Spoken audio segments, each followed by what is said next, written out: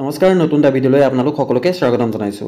ইছানোদয় স্কলাৰশ্বিপৰ যিসকলৰ মেৰিট লিষ্টত ইয়েছ আহি আছিলে তেওঁলোকৰ ৰিনিউৱেল প্ৰক্ৰিয়া ইতিমধ্যে আৰম্ভ হৈছে। কিদৰে আপোনালোকে ৰিনিউৱেল কৰিব লাগিব, কি ডকুমেণ্টৰ প্ৰয়োজন হ'ব, সকলো তথ্য দিবলৈ চেষ্টা কৰিম। একাডেমিক ইয়েৰ 2024-25 অৰ্থাৎ ইয়াৰ আগৰ বছৰ যিসকলে আবেদন কৰিছিলে তেওঁলোকৰ বাবে এইটো এটা অতি গুৰুত্বপূৰ্ণ ভিডিঅ'।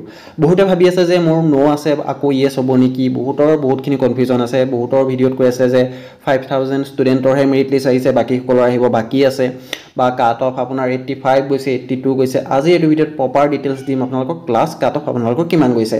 ঠিক আছে, প্ৰথমতে আপোনালোকে NSP ৱেবছাইটটো অপেন কৰি লওক। ডেছক্ৰিপশ্যনত লিংকটো দি দিছোঁ, বা যিকোনো এটা ব্ৰাউজাৰত আপোনালোকে scholarship.gov.in বুলি আপোনালোকে চাৰ্চ কৰিব পাৰে। দেখিছে NSP ৱেবছাইটটো প্ৰথমতে এইদৰে খোল খাব। তাৰপিছত ওপৰত যি আপোনাৰ চাৰিটা লাইন আছে তাত আপোনালোকে ক্লিক কৰি এপ্লাই ফৰ স্কলাৰশ্বিপ অপশ্যনটোত ক্লিক কৰিব। স্ক্ৰীনত মই যিদৰে দেখুৱাই দিছোঁ তেনেকৈ কৰিব। আপোনালোকে মোবাইলতো কৰিব পাৰিব। মোবাইলত ক্ৰোম ব্ৰাউজাৰটো অপেন কৰি লওক, তাত ডেস্কটপ মোডটো অন কৰি ল'ব আপোনালোকে। ঠিক আছে, এপ্লাই ফৰ স্কলাৰশ্বিপ অপশ্যনটোত আপোনালোকে ক্লিক কৰি দিব। এপ্লাই ফৰ স্কলাৰশ্বিপ অপশ্যনটোত ক্লিক কৰি দিয়াৰ লগে লগে আপোনালোকৰ লগ ইন কৰিবলৈ আহিব। আপোনালোকৰ আধাৰ নাম বা আধাৰ কাৰ্ডৰ নাম্বাৰ গেট অ'টিপি কৰিব পাৰে, বা OTR নাম্বাৰ দিও কৰিব পাৰিব। যদি আপোনাৰ পাছপৰ্ট পাহৰি গৈছে তেনে ক্ষেত্ৰত আধাৰ কাৰ্ড দিয়ে আপোনালোকে লগ ইন কৰি ল'ব, বা আপোনাৰ যদি পাছপৰ্ট মনত আছে তেনে ক্ষেত্ৰত OTR নাম্বাৰ আৰু পাছপৰ্ট দি আপোনালোকে লগ ইন কৰি ল'ব। মই প্ৰথমতে OTR আৰু পাছপৰ্টটো ফিল আপ কৰি লৈছোঁ। তাৰপাছত লগ ইন কৰিব। লগ ইন কৰি দিয়াৰ লগে লগে দেখিছে লগ ইন ছাকচেছফুল। ঠিক আছে, অ'কে কৰিব। আৰু যিসকল ফ্ৰেছ কেণ্ডিডেট, যিসকলে এইবাৰ হাই ছেকেণ্ডেৰী পাছ কৰিছে, তেওঁলোকে যদি ইছানোদয় স্কলাৰশ্বিপ বা OBC SC স্কলাৰশ্বিপ আবেদন কৰিম বুলি ভাবিছে, ডেছক্ৰিপশ্যনত মই লিংককেইটা দি দিছোঁ, সেই ভিডিঅ'সমূহ চাই আপোনালোকে আবেদন কৰিব পাৰিব। লগতে ইনকম চাৰ্টিফিকেট কেনেকৈ আবেদন কৰিব পাৰিব ঘৰতে বহি, তাৰ ওপৰতো ডিটেইলছত ভিডিঅ' দিয়া হৈছে। একাডেমিক ইয়েৰ 2024-25 দেখিছে আপোনালোকে নিশ্চয়। ইয়াৰ আগৰ বছৰতে এপ্লাই কৰিছিলে fresh scholarship previous year. Proceed অপশ্যনটোত ক্লিক কৰি আপোনালোকে যিটো ষ্টেটাছ আছে ষ্টেটাছটো সকলোৱে চাব পাৰিব। এতিয়া দেখিছে একাডেমিক ইয়েৰ 2025-26 ছেম কেণ্ডিডেটজনৰে ৰিনিউৱেলৰ কাৰণে এক্টিভ হৈ গৈছে। ইয়াত দেখিছে ইয়াত আপোনালোকৰ ফ্ৰেছ অব্লিক ৰিনিউৱেল, ইয়াৰ ৰিনিউৱেল বুলি আহি গৈছে।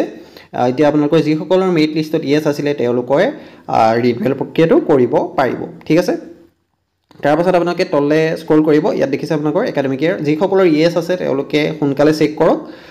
যিমান পাৰে সোনকালে আপোনালোকে ৰিনিউৱেল প্ৰক্ৰিয়াটো কৰি ল'ব। যিহেতু ডকুমেণ্টখিনি আপোনালোকে ৰেডি কৰিব লাগিব, এফিডেভিটৰ পৰা আৰম্ভ কৰি কি ডকুমেণ্ট লাগে ডিটেইলছত মই দেখুৱাই দিম। তাৰপিছত আপোনালোকে প্ৰচিড অপশ্যনটো ক্লিক কৰিব। প্ৰচিড অপশ্যনটো ক্লিক কৰি দিয়াৰ লগে লগে ইয়াত আপোনালোকৰ দেখিছে ছাইডত আহি গৈছে ৰিনিউ এপ্লিকেশ্যন। ৰিনিউ এপ্লিকেশ্যনত ক্লিক কৰি আপোনালোকে এপ্লিকেশ্যনখন ৰিনিউ কৰিব পাৰিব, আৰু আপোনালোকে ষ্টেটাছখিনি চেক কৰিব পাৰিব। Select for scholarship oblique merit, আপোনালোকে ৰিনিউৱেল এপ্লিকেশ্যনটো চিলেক্ট কৰিলেও আপোনালোকৰ অলৰেডি ইয়েছে দেখুৱাব, কাৰণ এবাৰ আপোনালোকৰ ফ্ৰেছ কেণ্ডিডেটসকলৰ ইয়েছ আহি যোৱাৰ পাছত নেক্সট কেইটা পে'মেণ্ট আপোনালোকে পাব। ঠিক আছে, সেইটো কাৰণে আপোনাৰ ৰিনিউৱেল কৰা আগতেই, ফৰ্ম ছাবমিট কৰা আগতেই কোনো ধৰণৰ ভেৰিফাই নোহোৱাকৈ আপোনালোকৰ ইয়েছ দেখুৱাব পাৰে। ঠিক আছে, এইটো আপোনালোকে চেক কৰি ল'ব আপোনালোকৰ ইয়েছ আছে নে নো আছে। তাৰপিছত মই পুনৰ 2024-25টো চিলেক্ট কৰি দেখুৱাই দিছোঁ। এটা কথা মনত ৰাখিব, এই কেণ্ডিডেট মই যিজনক কৰি দেখুৱাই দিছোঁ তেওঁ পাৰ্চেণ্টেজ 81। ঠিক আছে, OBC কেণ্ডিডেট আছিলে, তেওঁ পাৰ্চেণ্টেজ 81, অৰ্থাৎ 81ৰ তলৰ মই কাৰো অহা দেখা নাই। 79ৰ দেখিছোঁ নো আছে, বা 78ৰ নো থকা দেখিছোঁ। যদি কেনেবাকৈ আপোনালোকৰ আহিছে 80ৰ তলত নাম, তেনে ক্ষেত্ৰত যদি ইয়েছ আহিছে তেনেহ'লে কমেণ্ট কৰি জনাব, বা হোৱাটছএপ গ্ৰুপৰ লিংক দিয়া হৈছে তাতো আপোনালোকে যোগাযোগ কৰিব পাৰে। দেখিছে লাষ্ট পাৰ্চেণ্টেজ মই কৈ দিলোঁ আপোনালোকক, কাট অফ 81 গৈছে। OBC কেণ্ডিডেট আছিলে, OBC 81 পাৰ্চেণ্টেজ পোৱা ছাত্ৰজনৰ ৰিনিউৱেল কৰিবলৈ আহিছে। ঠিক আছে, আৰু আপোনালোকে যিমান পাৰে সোনকালে নিজৰটো চেক কৰক। যদি আপডেট হৈছে তেনেহ'লে যিমান পাৰে সোনকালে আপোনালোকে ৰিনিউৱেল কৰি ল'ব। ৰিনিউ এপ্লিকেশ্যনত মই যেতিয়াই ক্লিক কৰিম তেতিয়া মোৰ ৰিনিউ এপ্লিকেশ্যনৰ যিখন ফৰ্ম সেইখন খোল খাব। প্ৰথমতে পাৰ্চনেল ইনফৰ্মেশ্যন যিখিনি আছে সেইখিনি মোৰ অলৰেডি ফিল আপ হৈয়ে আছে। দেখিছে আপোনালোকৰ application ID, scheme, name, gender, date of birth, category, এই গোটেইখিনি মোৰ অলৰেডি শ্ব' কৰিছে। ইছানোদয় স্পেচিয়েল স্কলাৰশ্বিপ ইয়াত আপোনালোকে দেখিছে। তাৰপাছত তললৈ স্ক্ৰল কৰিম। তললৈ স্ক্ৰল কৰাৰ পাছত মই কিছুমান ডাটা ফিল আপ কৰিব লাগিব। ইয়াত দেখিছে অলৰেডি আপোনালোকৰ প্ৰেজেণ্ট কোৰ্ছ ইয়েৰ 2, অৰ্থাৎ আপোনালোকৰ যিহেতু থাৰ্ড ছেম এতিয়া, সেইবাবে আপোনালোকৰ প্ৰেজেণ্ট কোৰ্ছ ইয়েৰ 2 শ্ব' কৰিব। এতিয়া বহুতে সুধিব যে ইয়াত মই প্ৰিভিয়াছ ক্লাছৰ পাৰ্চেণ্টেজ কোনটো দিম, বা ক্লাছ ষ্টাৰ্ট ডেট কোনটো দিম। ঠিক আছে, প্ৰথমতে ইন হোষ্টেলাৰ, যদি আপুনি হোষ্টেলত থাকে ইয়েছ কৰিব, যদি হোষ্টেলত নাথাকে নো ৰাখিব। ক্লাছ ষ্টাৰ্ট ডেট, অৰ্থাৎ এতিয়াতো হয়তো আপোনালোক সকলো থাৰ্ড ছেমত আছে, যিসকলে ৰিনিউৱেলৰ বাবে এপ্লাই কৰিব তেওঁলোকে থাৰ্ড ছেমৰ যিটো ক্লাছ ষ্টাৰ্ট হোৱাৰ ডেট সেইটো দিব। ঠিক আছে, থাৰ্ড ছেমৰ ক্লাছ ষ্টাৰ্ট হোৱাৰ ডেটটো দিব। প্ৰিভিয়াছ ক্লাছ পাৰ্চেণ্টেজ, যদি আপোনালোকৰ ছেকেণ্ড ছেমৰ ৰিজাল্ট দিছে তেনেহ'লে ছেকেণ্ড ছেমিষ্টাৰৰ যিটো পাৰ্চেণ্টেজ, বা আপোনালোকে যিহেতু সকলোৰে CGPAত থাকিব, CGPAটো পাৰ্চেণ্টেজলৈ কনভাৰ্ট কৰিব। ঠিক আছে, CGPAটো পাৰ্চেণ্টেজলৈ কনভাৰ্ট কৰি ইয়াত পাৰ্চেণ্টেজটোৱে ফিল আপ কৰিব, CGPAটো ফিল আপ নকৰিব।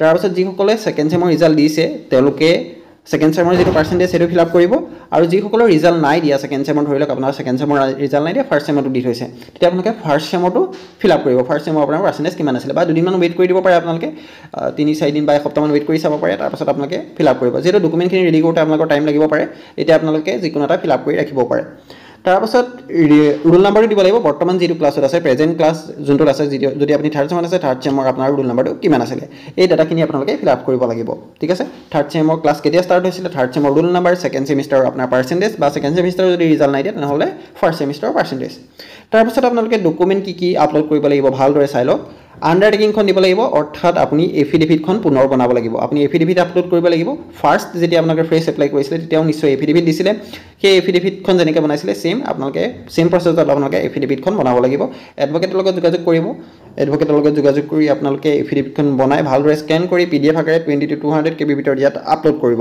তাৰপৰা scan copy of marksheet last pass exam অৰ্থাৎ আপুনি লাষ্ট যেটো এক্সাম পাস কৰিছে যদি সেকেন্ড সেমিষ্টাৰৰ মাৰ্কশিট আছে সেকেন্ড সেমিষ্টাৰ যদি ফাৰ্স্ট সেমিষ্টাৰৰ মাৰ্কশিট আছে ফাৰ্স্ট সেমিষ্টাৰৰ মাৰ্কশিটখন আপলোড কৰিব তাৰ পাছত ইনকাম সাৰ্টিফিকেট আপোনালোকে আপলোড কৰিব লাগিব ইনকাম সাৰ্টিফিকেটৰ পিডিএফটো মই ডেসক্ৰিপচনত দি দিছো আপোনালোকে কেনেকৈ আপোনালোকে আবেদন কৰিব লাগে সেই ভিডিওটো চাই আপোনালোকে ঘৰতে বহি আবেদন কৰিব পাৰিব যদি নিজে অসুবিধা পায় তেনেহলে নিয়াৰেষ্ট CSC চেণ্টাৰত গৈ আপোনালোকে আবেদন কৰি ল'ব জয়নিং কাম ভেৰিফিকেশন সাৰ্টিফিকেট এটা জয়নিং কাম ভেৰিফিকেশন সাৰ্টিফিকেটখন আপোনালোকে প্ৰথমতে ডাউনলোড কৰিব লাগিব প্লাটফৰ্ম অপচনটোত আপুনি যেতিয়া ক্লিক কৰিব তেতিয়া আপোনালোকৰ যিখন জয়নিং কাম ভেৰিফিকেশন সাৰ্টিফিকেট আছে সেইখন ডাউনলোড হ'ব সেইখন আপোনালোকে প্ৰিন্ট আউট উলিয়াই সেইখন ফিল আপ কৰি আপোনালোকৰ তাত institute name institute code number সেইখিনি আপোনালোকে ফিল আপ কৰি কলেজত জমা দিব লাগিব প্ৰিন্সিপাল আৰু নোডেল অফিচাৰে এখনত সাইন কৰিব তাৰ পাছত আপোনালোকে সেইখন পুনৰ স্ক্যান কৰি আপলোড কৰিব লাগিব মই ফৰ্মখন এবাৰ দেখুৱাই দিছো পাৰফৰ্মাৰ অপচনটোত ক্লিক কৰিলে আপোনালোকৰ ফৰ্মখন ডাউনলোড হ'ব ইয়াত দিছে মোৰ ফৰ্মখন ডাউনলোড হৈ গৈছে মই ওপেন কৰি আপোনালোকক দেখুৱাই দিছো এদৰে আপোনালোকে নিজৰ ফৰ্মখন ডাউনলোড কৰি ল'ব